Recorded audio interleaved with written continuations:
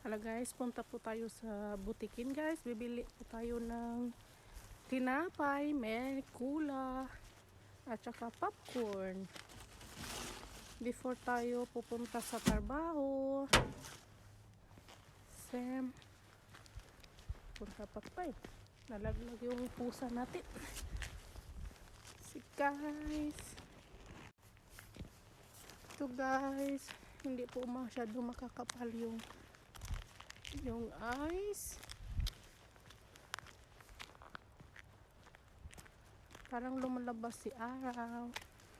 So yung mga puno ready na po sila sa snow kalsada, ready na po, pero ako hindi ako ready sa snow. So malapit lang po tayo sa Kiwi guys, kung saan nakapwisto yung butikin. So see you later. Hada!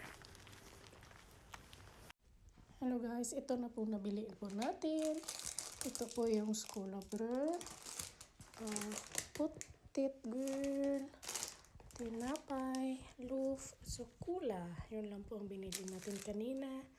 So, yun. Thank you for watching. Hada! Hello guys, punta po na tayo sa trabaho guys. Malamig guys. Lumalabas si araw pero malamig. So nag-ano na ko, nagwawantis. Kasi as usual guys, maglalakad lang tayo papunta sa work. It's 2 PM here in Norway. So maglakad-lakad po tayo.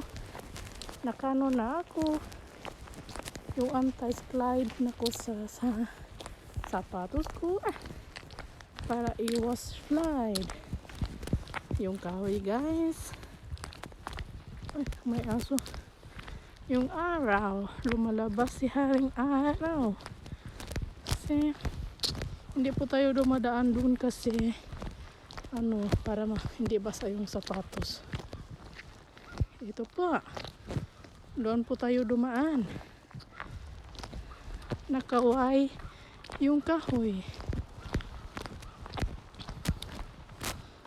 May pasok pa tayo guys. Magsimula po tayo. It's 2:30 PM till 2 alas 10 ng gabi dito sa Norway. Then umaga naman 7 AM papasok ako. So 7 AM to 2:45 PM dito guys.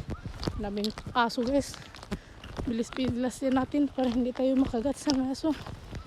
Mabait naman yung mga aso guys. Kasi daming aso guys. Maliit na aso ba? Maingay. So yun lang po yung video natin guys. So thank you for watching. Kung bago lang po kayo sa YouTube channel ko, please like, share, and subscribe my YouTube channel na Roisti Ute. Thank you for watching. Hada!